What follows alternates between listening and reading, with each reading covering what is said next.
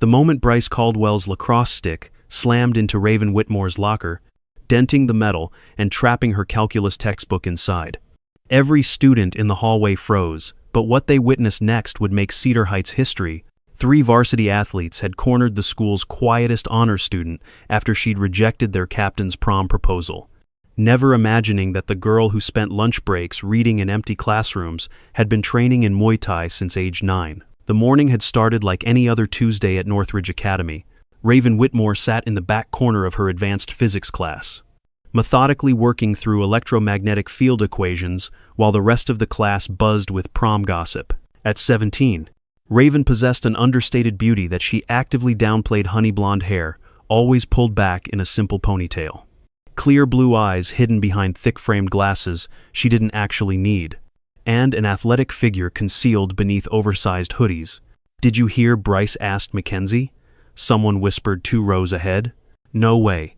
I heard he's going for someone unexpected this year." Another voice replied. Raven tuned them out, focusing on her calculations. She had bigger concerns than Northridge Academy's social hierarchy. Her SATs were in 3 weeks, her MIT application essays needed final edits, and her part-time job at the local bookstore started at 4 p.m. sharp. The bell rang at 8:55 a.m., and Raven gathered her materials with practiced efficiency. She had exactly 5 minutes to reach her locker, swap books, and make it to AP Literature on the 3rd floor. But as she rounded the corner into the main hallway, she found her path blocked.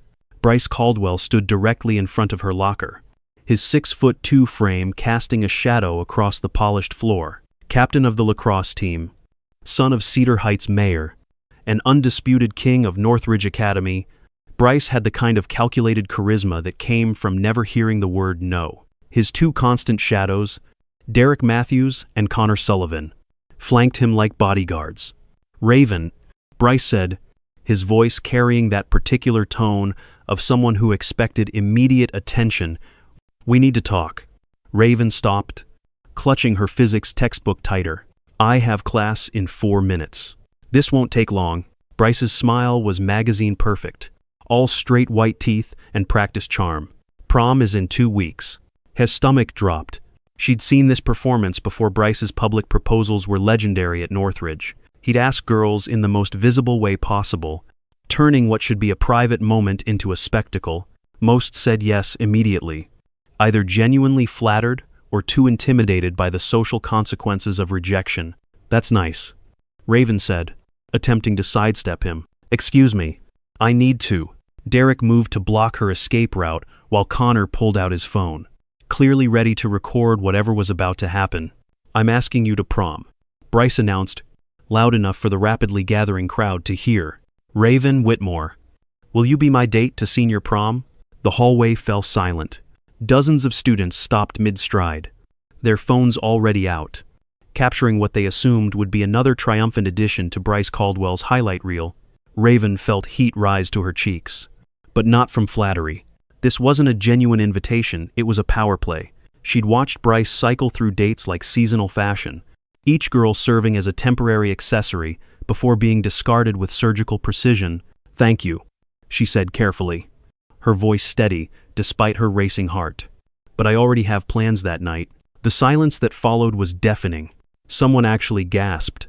In the 4 years of Bryce's reign at Northridge Academy, no one had ever publicly rejected him. Bryce's smile flickered, a crack in the perfect mask. "I don't think you understand. I'm Bryce Caldwell. I'm asking you to prom." "I understood perfectly," Raven replied, her voice quiet but firm. "And my answer is no." Connor lowered his phone, looking between Bryce and Raven like he'd just witnessed a car accident. Derek's mouth hung open. The crowd began to murmur, a low buzz of disbelief and excitement. Bryce's face darkened, the politician's sun facade slipping to reveal something uglier underneath. "You're making a mistake. The only mistake would be saying yes," Raven said, surprising herself with her boldness. "Now, if you'll excuse me, I need to get to class." She tried once more to reach her locker, but Bryce slammed his palm against it, the sound echoing through the hallway like a gunshot. "Nobody rejects me," he said, his voice low and dangerous, "especially not some nobody who thinks she's too good for everyone. I don't think I'm too good for everyone, Raven said, meeting his gaze steadily. I just have standards. The crowd oohed at that, and Bryce's face turned an alarming shade of red. He leaned in closer, close enough that Raven could smell his expensive cologne mixed with the faint scent of pre-workout supplement. You're going to regret this, he whispered, just loud enough for her to hear. I own this school. One word from me and your perfect little academic record gets a lot less perfect. Still want to play hard to get? Before Raven could respond, a teacher's voice cut through the tension. Is there a problem here? Mrs. Chen, the AP literature teacher, stood at the edge of the crowd, her sharp eyes taking in the scene. Bryce immediately straightened, his smile snapping back into place. No problem, Mrs. Chen, he said smoothly. Just asking Raven to prom? She said she'll think about it. I said no. Raven corrected quietly. Mrs. Chen's eyebrows rose slightly. Well then, that's settled. Everyone to class. Now, the crowd dispersed reluctantly, phones disappearing into pockets and backpacks. Bryce backed away from Raven's locker, but his eyes promised this wasn't over. See you around. Whitmore, he said, making her last name sound like a threat. As soon as he was gone, Raven's hands started shaking. She fumbled with her locker combination, finally managing to get it open and swap her books. Her mind raced as she climbed the stairs to the 3rd floor. She'd just painted a target on her back, and Bryce Caldwell never missed. By lunch, the video of Raven's rejection had spread through Northridge Academy like wildfire. Someone had edited it with dramatic music and zoomed in on Bryce's face at the moment she said no. The hashtag number Raven rejection was trending on the school's social media pages. Raven sat in her usual spot in the far corner of the library, trying to focus on her calculus homework, but she could feel eyes on her from every direction. Whispers followed her like a shadow. I can't believe she said no. Does she know who his father is? She's either really brave or really stupid. Her best friend, Maya Patel, slid into the seat across from her. You know you're famous now, right? I didn't want to be famous, Raven muttered, not looking up from her textbook. I just wanted to be left alone. Well, that ship has sailed, Maya said, showing Raven her phone. Look at this. The screen showed a post on the Northridge Confessions page, an anonymous gossip account that served as the school's digital burn book. The post featured a photo of Raven from last year's academic awards ceremony, but someone had photoshopped devil horns onto her head and added the caption, "Breaking. Raven Whitmore thinks she's too good for Bryce Caldwell. Little Miss Perfect rejected our lacrosse king because she has standards. Someone needs to remind this nobody that being a teacher's pet doesn't make you special. Know your place. Raven rejection." Raven's stomach churned. It's already starting. There's more, Maya said grimly, scrolling through the comments. Each one was more vicious than the last, attacking everything from Raven's appearance to her socioeconomic status. Bet she can't even afford a prom dress anyway. Probably rejected him because she's jealous of girls who actually have social lives. Someone should teach her what happens when you disrespect the Caldwell family. This is insane, Raven said, pushing the phone away. All because I said no to a date? Maya leaned forward, lowering her voice. You know Bryce's reputation. Remember what happened to Jessica last year? Raven did remember. Jessica Thompson had refused to send Bryce certain photos he'd requested. Within a week, doctored images of her had circulated through the school. Her college recommendation letters had mysteriously gone missing, and she'd been kicked off the debate team for behavioral issues that never actually occurred. Jessica had ended up transferring schools. I'm not going to be bullied into submission, Raven said firmly, though her voice shook slightly. I'm not saying you should be, Maya replied. I'm just saying, be careful. The Caldwells basically own this town. Bryce's dad is the mayor.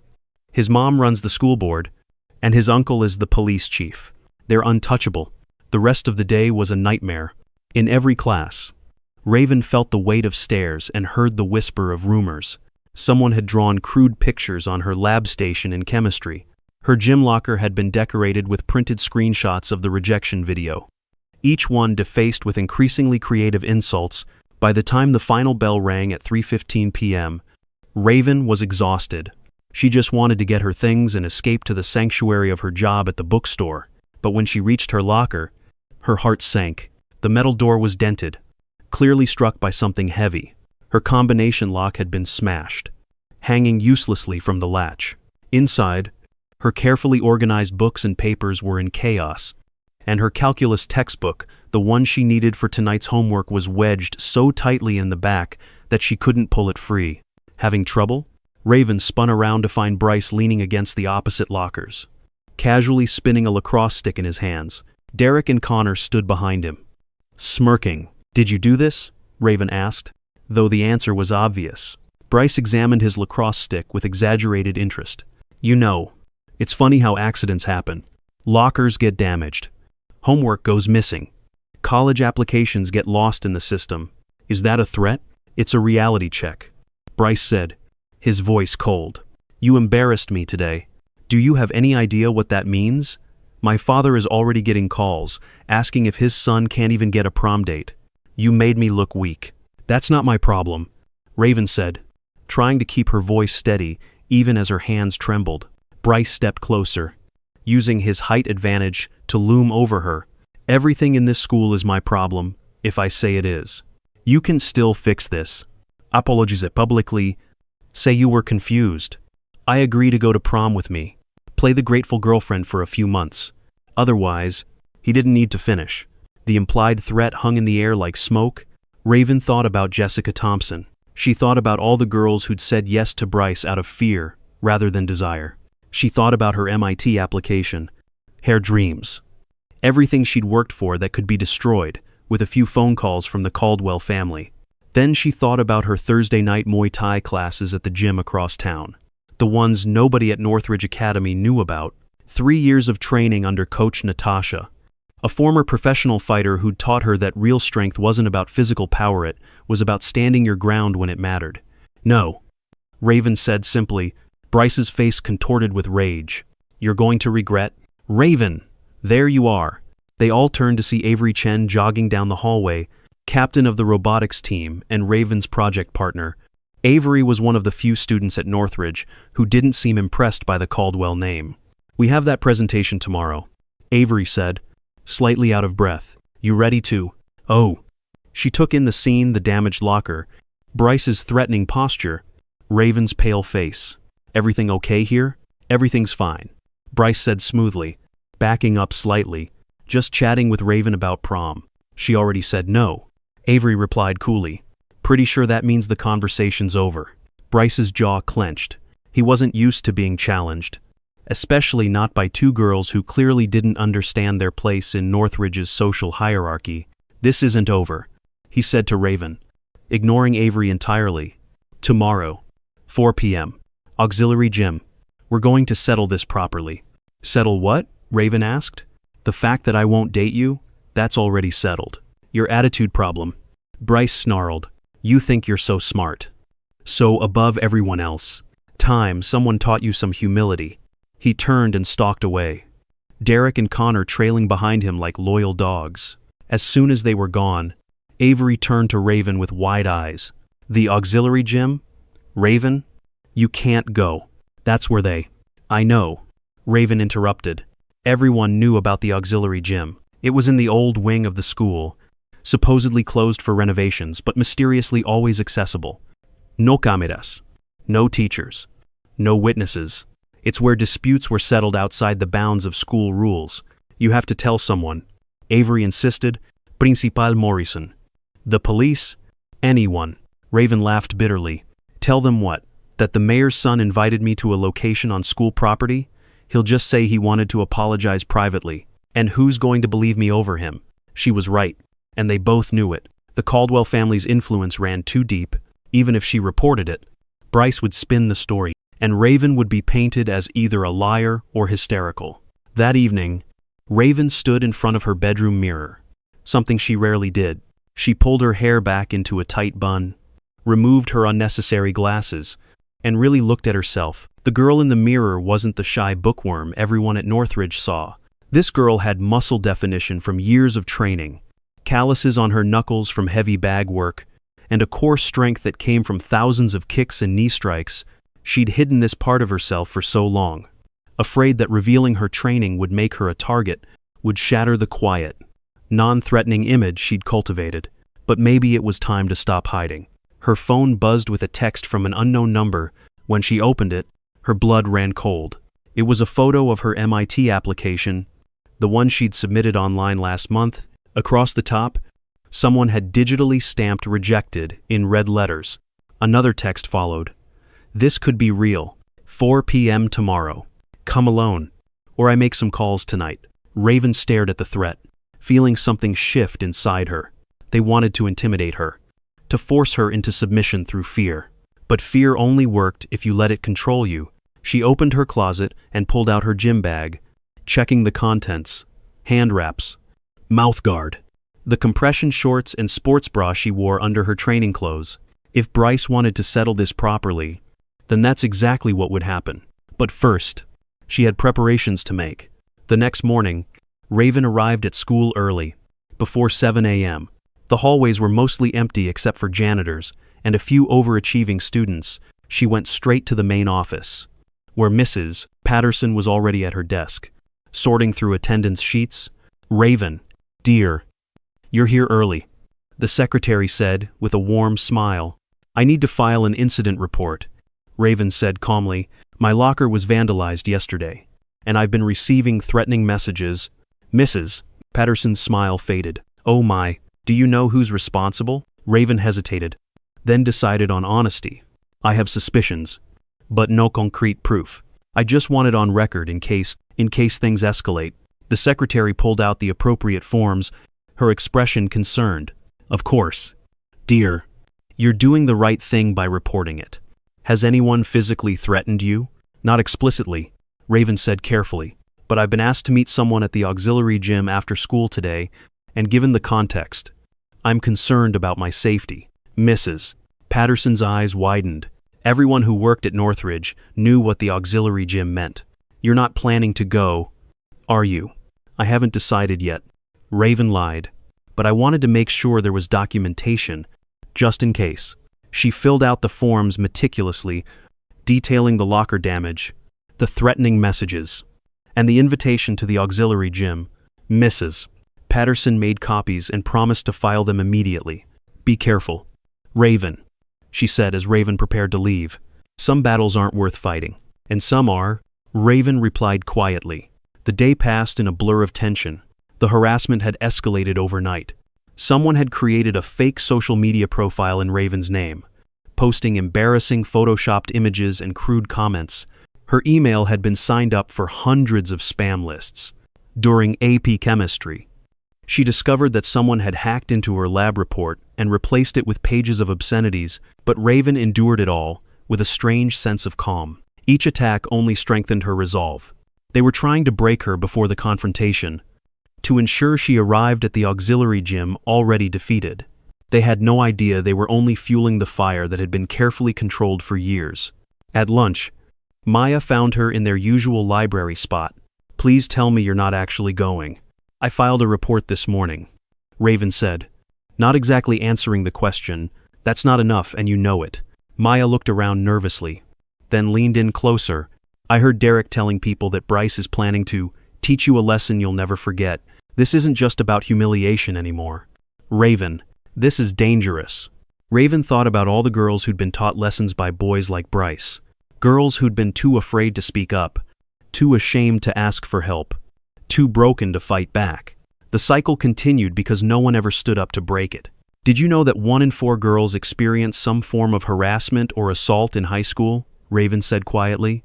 "And that's just what gets reported. How many stay silent because they know the system won't protect them?" "Don't be a martyr," Maya pleaded. "This isn't your fight." "Yes," Raven said firmly. "It is." At 3:45 p.m., Raven stood outside the auxiliary gym, her gym bag slung over her shoulder. The hallway was deserted, dust motes dancing in the afternoon sunlight that streamed through grimy windows. Somewhere in the distance, she could hear the varsity teams practicing. But here in the old wing, it was silent as a tomb. She pushed open the heavy doors and stepped inside. The auxiliary gym was smaller than the main one, with old wooden floors and outdated equipment pushed against the walls. The air smelled of dust and old sweat, and in the center of the room, waiting for her, stood Bryce Caldwell. He wasn't alone. Derek and Connor flanked him as usual, but there were others, 2-3 more lacrosse players, all seniors, all wearing matching smirks. 6 against 1. You actually came, Bryce said, sounding genuinely surprised. I thought you'd chicken out. You threatened my future. Raven said, setting down her bag. I don't respond well to threats. Bryce laughed, the sound echoing off the walls. Your future? You think you have a future after today? By tomorrow, everyone will know what happens to stuck-up bitches who don't know their place. Is that what this is about? Raven asked, slowly removing her oversized hoodie to reveal the athletic tank top underneath. Your fragile ego can't handle one girl saying no? The laughter died on Bryce's face. Shut up. The mayor's son, rejected by a nobody. Raven continued, rolling her shoulders to loosen them. What will people say? What will Daddy think? I said shut up, Bryce roared, his face turning purple. Raven bent down to her bag. Pulling out her hand wraps, she began wrapping them with practiced efficiency, the familiar ritual calming her nerves. The boys watched with growing confusion. What are you doing? Connor asked uncertainly. You wanted to settle this properly, Raven said, finishing her right hand and starting on her left. In my world, that means fairly. So here's my offer. 1-on-1. Just me and Bryce. If he wins, I'll do whatever he wants. Go to prom. Apologize publicly. Whatever. If I win, you all leave me alone permanently. The room was silent for a moment. Then Bryce burst out laughing. You want to fight me? You're what? 120 pounds? 135.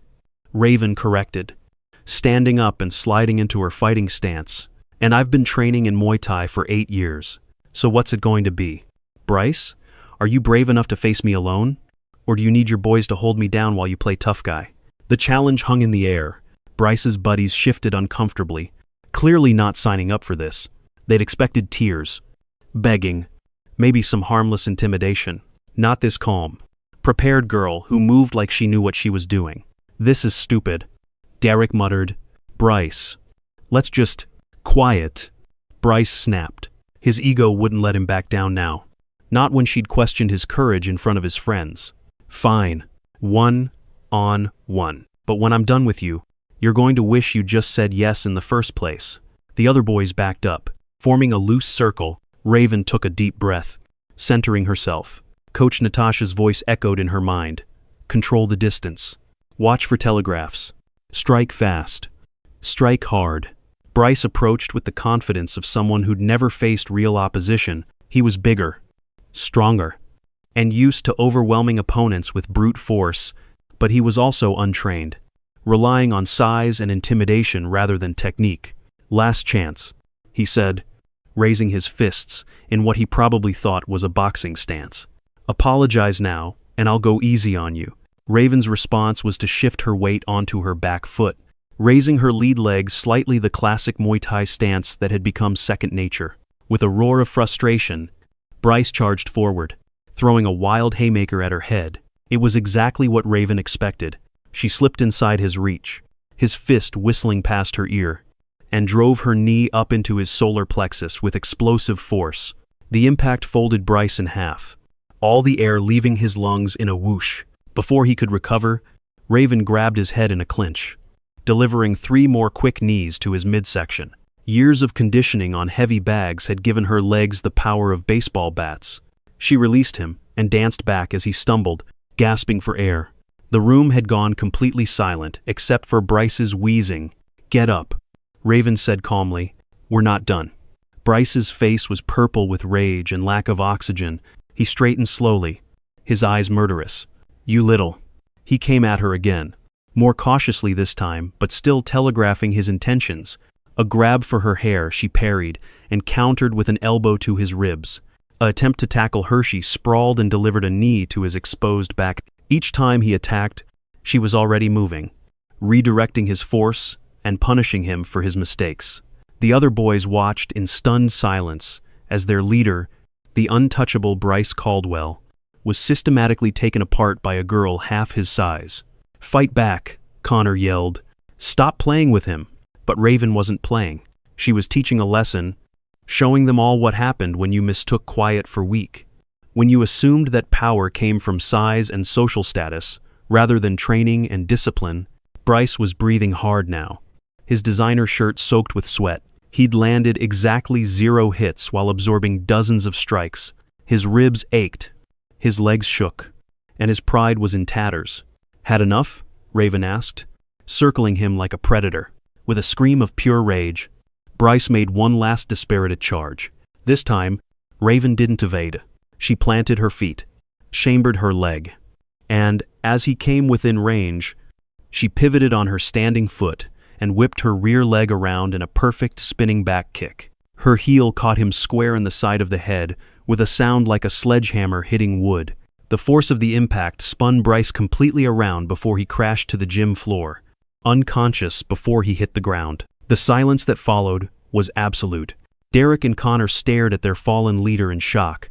The other lacrosse players backed toward the door, suddenly very aware that they were in a room with someone who could hurt them badly if she chose to. Raven stood over Bryce's unconscious form, her breathing barely elevated.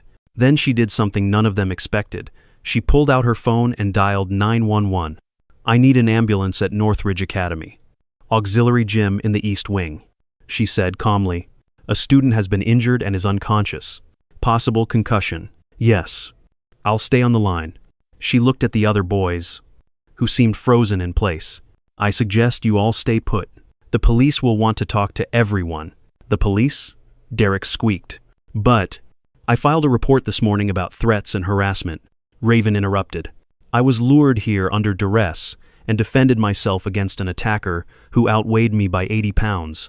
I'm sure the authorities will be very interested in hearing everyone's version of events."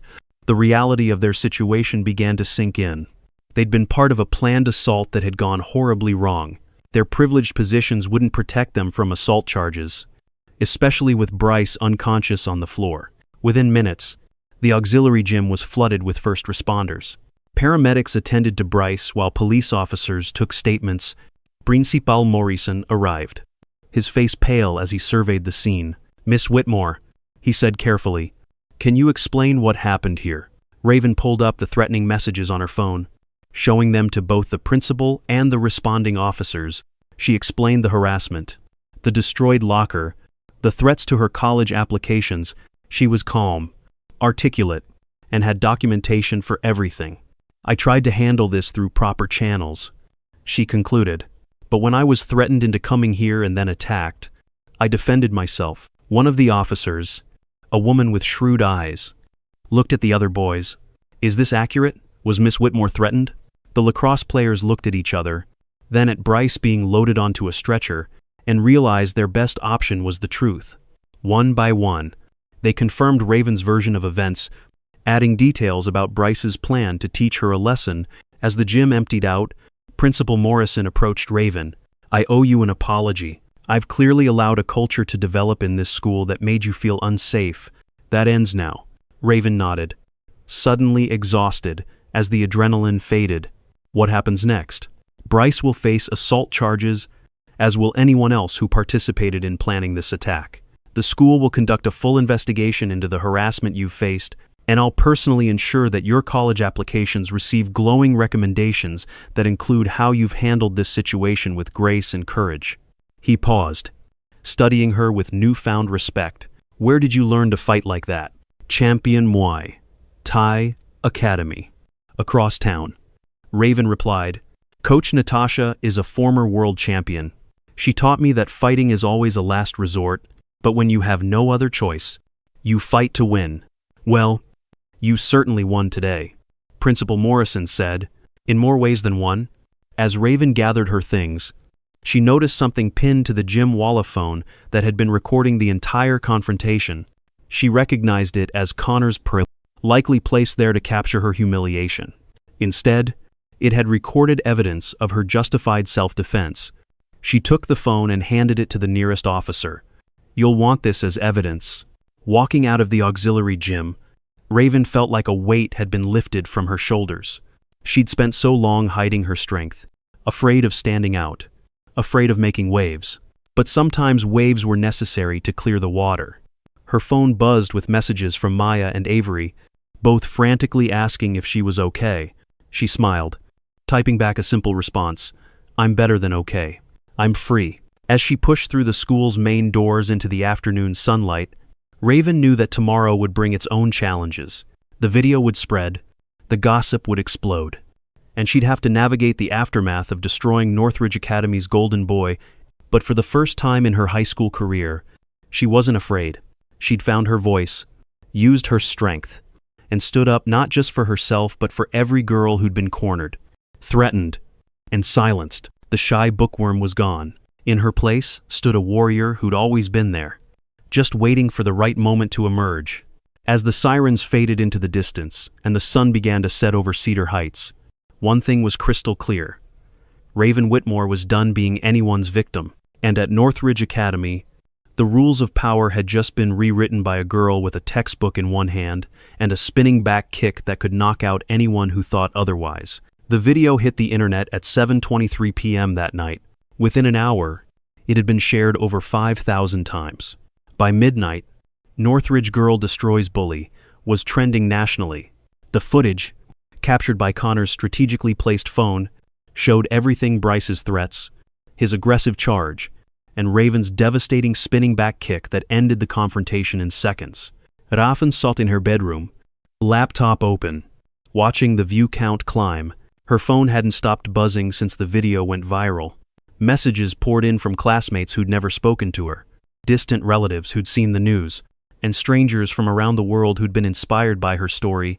"Raven, honey?" Her mother knocked softly on the door. "There's someone here to see you." Downstairs, Raven found Coach Natasha sitting in their living room, still in her gym clothes from evening classes. The former Muay Thai world champion stood when Raven entered, her usually stern face showing a rare smile. "I saw the video," Natasha said simply. "Your form was perfect. The distance management, the timing, the execution, everything we've worked on. I didn't want to fight him," Raven said, sinking into a chair. But he wouldn't stop. They never stop. Natasha sat across from her, her expression serious. "You did what you had to do. But now comes the harder fight, dealing with what comes next." She was right. The next morning, Raven arrived at school to find news vans in the parking lot. Reporters thrust microphones at her as she tried to reach the entrance. Principal Morrison and 2 security guards had to escort her inside. "We've implemented new security measures," Morrison explained as they walked. "No media on school property. And we have additional staff monitoring all entrances." The hallways were surreal. Students who'd participated in harassing her just days ago now gave her wide berth, their eyes filled with a mixture of fear and respect. Others approached cautiously, offering support and sharing their own stories of bullying. In her first period class, Mrs. Chen pulled her aside. "I want to apologize. I saw the signs of harassment but didn't intervene decisively enough. That failure is on me and every other adult in this building." Throughout the day, Raven noticed changes. The Northridge Confessions page had been shut down. Teachers were actively monitoring hallway behavior. The auxiliary gym had been permanently locked, with plans to convert it into a counseling center. At lunch, Maya and Avery flanked her protectively as they navigated the cafeteria. Their usual quiet corner table was surrounded by students wanting to sit near Northridge's new hero. "This is weird," Raven muttered, uncomfortable with the attention. "Get used to it," Avery said.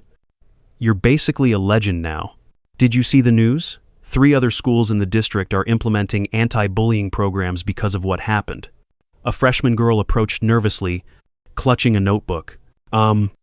Raven? I just wanted to say thank you.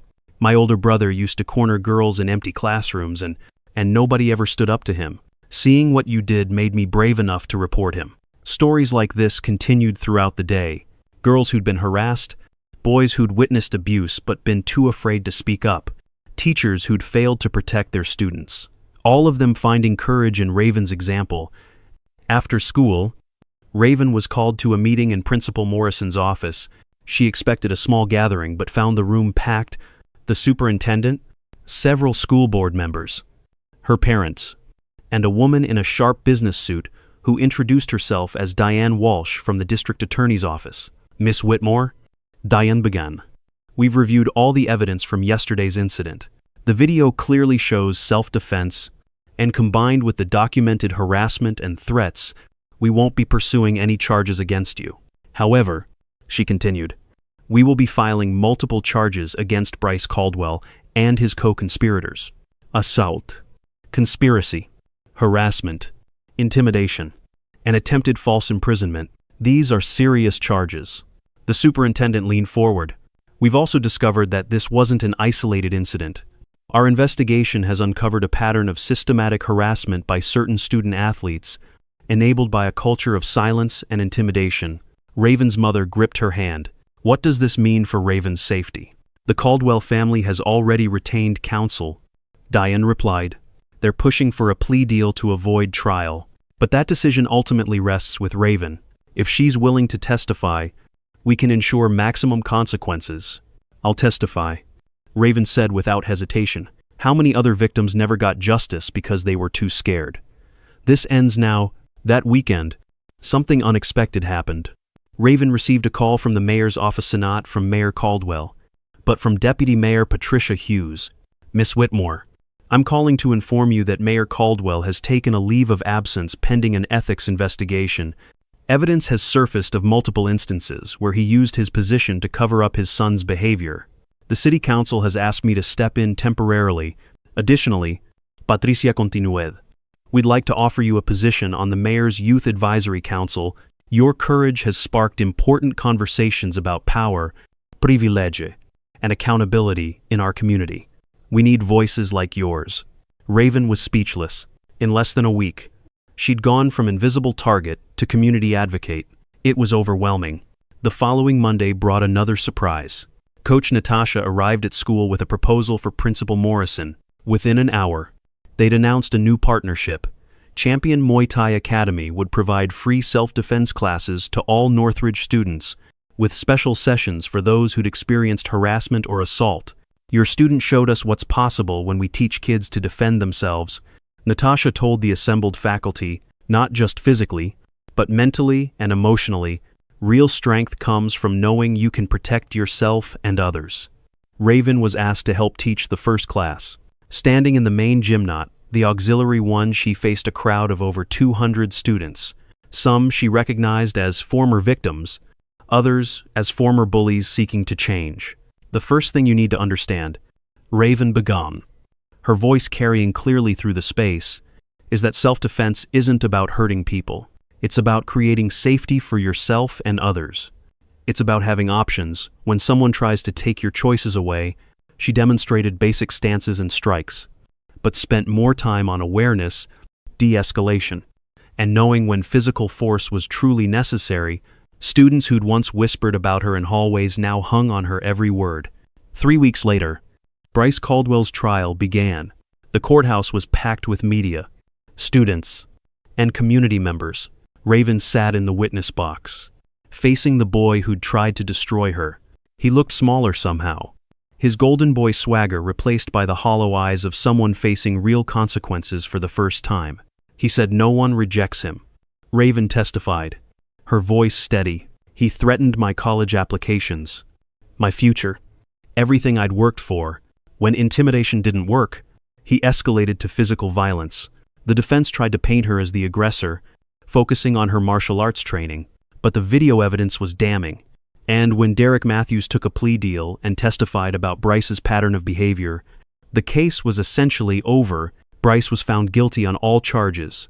The judge, citing the premeditated nature of the assault and his history of harassment, sentenced him to 18 months in juvenile detention, 3 years probation, and mandatory therapy. He was also permanently expelled from Northridge Academy. Outside the courthouse, Raven was surrounded by supporters, girls who'd found their voices, parents grateful for the changes at school, and activists who saw her case as a catalyst for broader reform. "How does it feel?" a reporter asked. "It's not about how I feel," Raven replied. "It's about what happens next. One conviction doesn't fix a broken system. We need sustained change, accountability at every level, and a culture where saying no is respected, not punished." Her words became a rallying cry. Within months, Raven's law was passed at the state level, requiring schools to maintain independent reporting systems for harassment, mandating self-defense education, and holding administrators accountable for cultures of silence. Back at Northridge, the transformation was remarkable. The social hierarchy that had enabled people like Bryce was dismantled. Athletes were held to higher standards of conduct. The auxiliary gym was renovated into a peer counseling center called the Safe Space, and every Thursday at 4 p.m., Raven taught packed self-defense classes to students eager to find their own strength. Maya joined the school board as a student representative. Avery started a tech initiative to combat cyberbullying. Even some of Bryce's former friends, freed from his influence, began working to make amends and change the culture they'd helped create. 6 months after the incident, Raven received a letter that made her hands shake. The MIT admissions office had not only accepted her application but offered her a full scholarship. The admissions committee specifically cited her essay about standing up to systemic oppression and using personal strength to create community change. "Your academic achievements are impressive," the letter read, "but your courage in facing adversity and your commitment to protecting others exemplify the values MIT seeks in future leaders." At graduation, Raven was chosen as class valedictorian, standing at the podium, looking out at a sea of faces that included many she'd helped find their own courage. She thought about the shy girl who just wanted to be invisible. 4 years ago, I walked into this school hoping to go unnoticed. She began. I thought strength meant staying quiet, avoiding conflict, never making waves. I was wrong. She paused, making eye contact with the freshman girl who'd approached her that first week after the video, now beaming with confidence. Real strength is standing up when it would be easier to stay down. It's speaking out when silence would be safer. It's protecting others even when you're scared yourself. Each of us has that strength. Sometimes it takes a crisis to find it, but it's there. To those who've been silenced, intimidated, or made to feel powerless, you are stronger than you know. To those who've used power to harm, it's never too late to choose a different path. And to everyone in between, we all have a responsibility to create spaces where respect is the norm, not the exception. The applause was thunderous, but Raven was already looking forward. MIT awaited. With plans to study bioengineering and continue her martial arts training, she'd been invited to speak at schools across the country, sharing her story and teaching others to find their power. As she walked off the stage, Coach Natasha caught her eye from the audience and gave a small nod of approval. Her parents wiped away tears of pride. Principal Morrison, who'd transformed from enabler to advocate, shook her hand with genuine respect. Later that evening, at the graduation party in the renovated safe space that had once been the auxiliary gym, Raven stood with Maya and Avery, watching younger students practice self-defense moves on the new mats. "You changed everything," Maya said softly. "We changed everything," Raven corrected.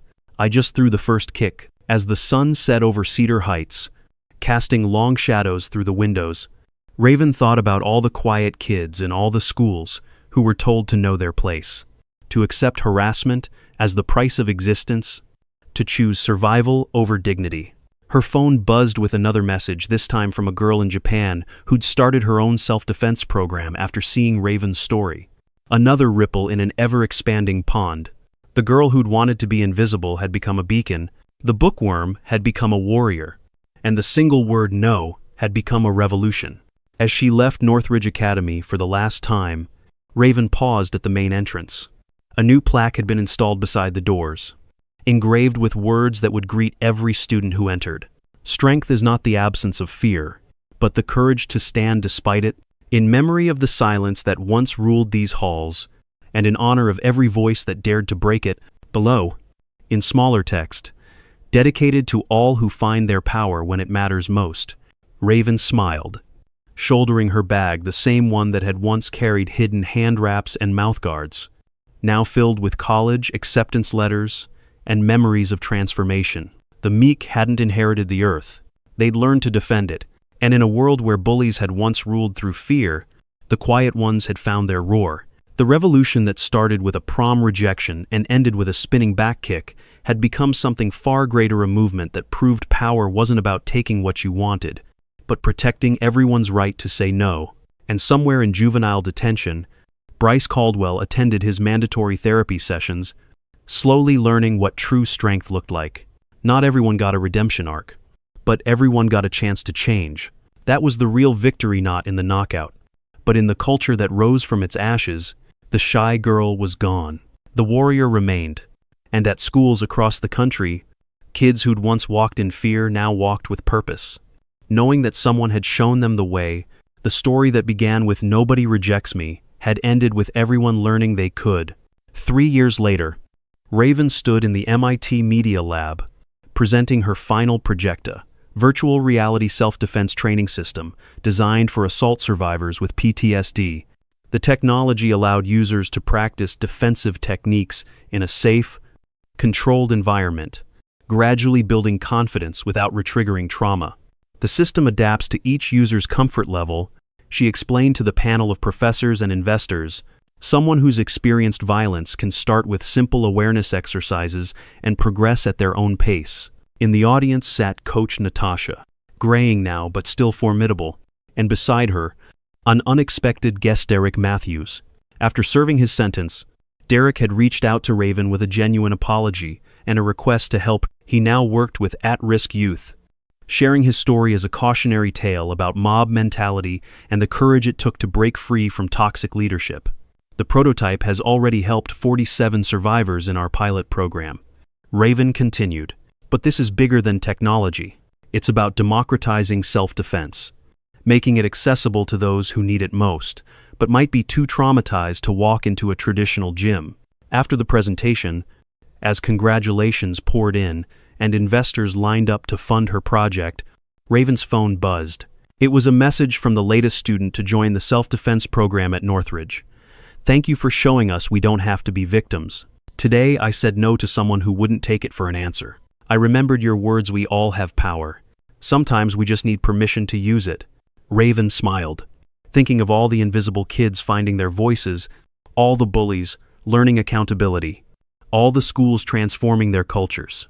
The spinning back kick that shocked a gymnasium had become something far more powerful, a movement that taught the world that true strength wasn't in forcing others to submit, but in ensuring everyone had the power to stand tall. The revolution continued, one new at a time.